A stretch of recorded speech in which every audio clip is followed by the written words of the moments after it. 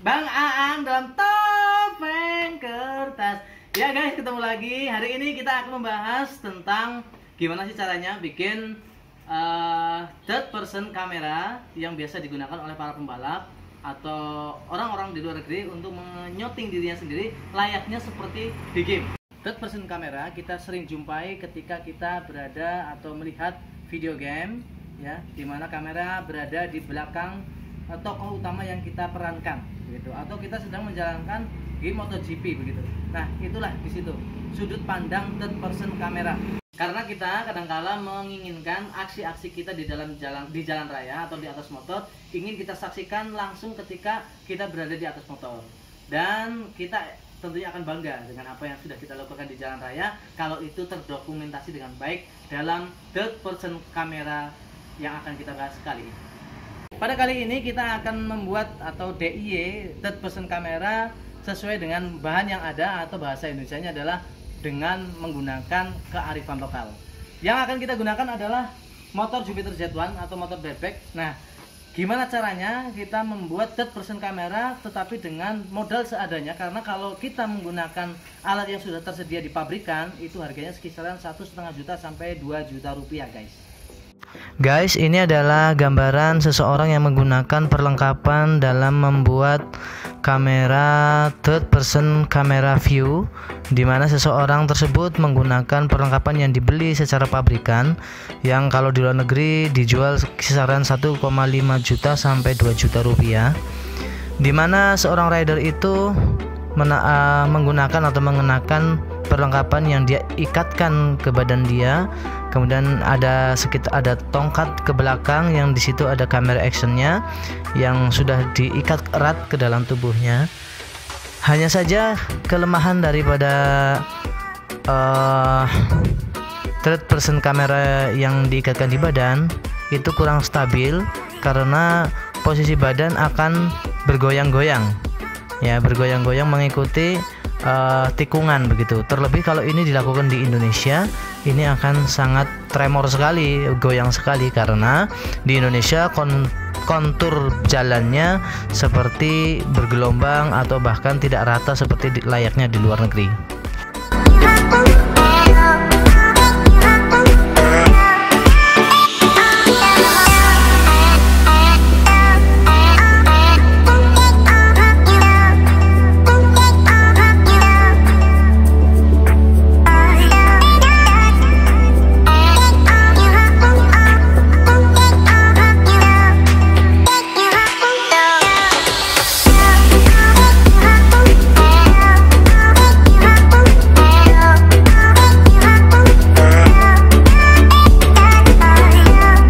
Langkah pertama, kita mengikatkan karet pada begel motor sebagai ikatan pertama untuk mengaitkan karet sebagai penopang utama dari tongsis kamera action yang akan menjadi penopang kamera action yang kita akan gunakan.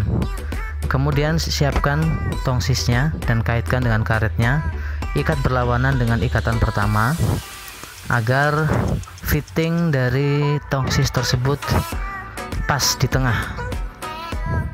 Kemudian pastikan atau silahkan memodifikasi ikatan agar supaya tongsis berada di posisi yang kita inginkan. Tidak ada bakunya, tidak ada saran yang utama atau harus sama dengan yang saya lakukan. Silahkan lakukan dengan seenak hati. Yang penting kita perlu jelaskan di sini mengapa kita pakai bahan karet ban sebagai pengikatnya, karena kontur jalan di Indonesia kebanyakan bergelombang dan banyak lubang, guys.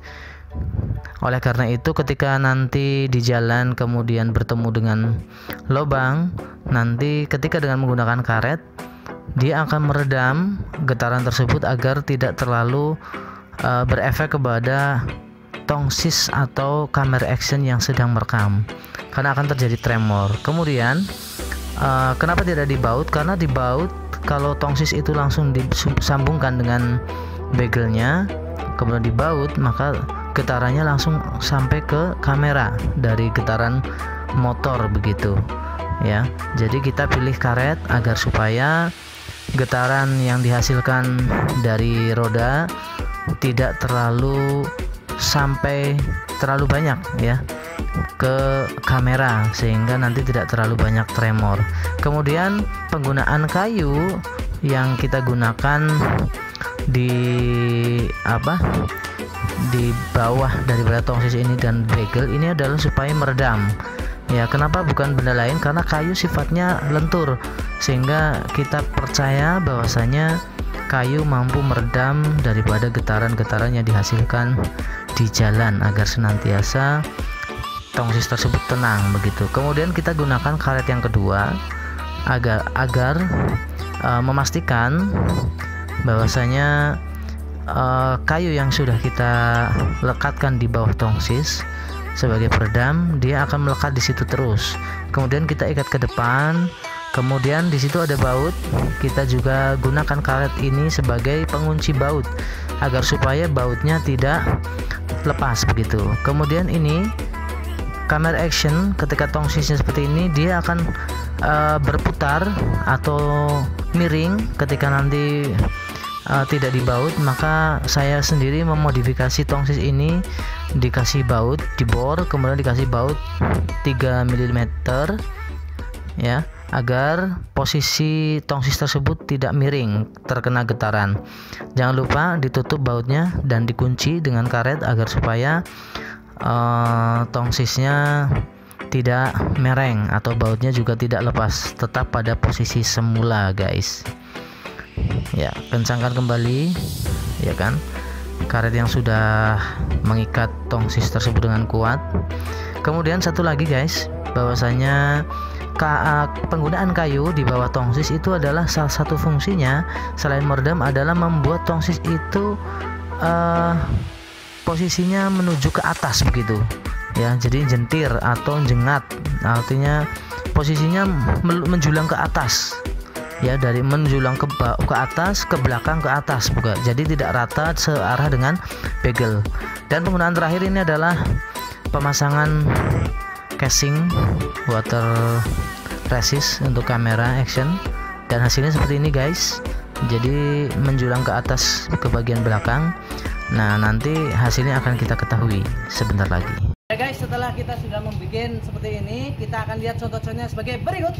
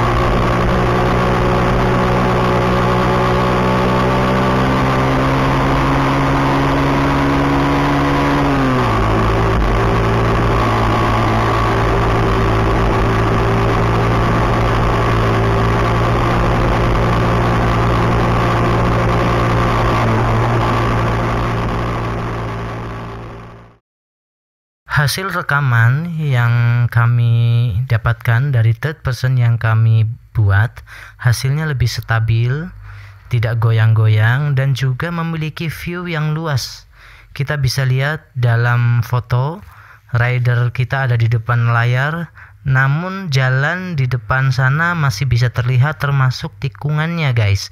Sehingga bagi kalian yang senang nikung-nikung, bisa merekam momen-momen ketika kalian miring semaksimal mungkin, atau juga ketika kalian dalam kondisi berbahaya, contoh dalam hal ini kecelakaan. Jadi proses terjadinya kecelakaan atau terjadinya suatu tragedi bisa terekam jelas dalam third person kamera buatan kami. Itu saja guys, semoga bisa bermanfaat buat kalian, dan itu saja tips sangat sederhana atau bahkan ya seadanya yang bisa Tom yang kita berikan buat kalian. Semoga kita bisa memberikan selalu sesuatu yang bermanfaat buat kalian. Salam Tom.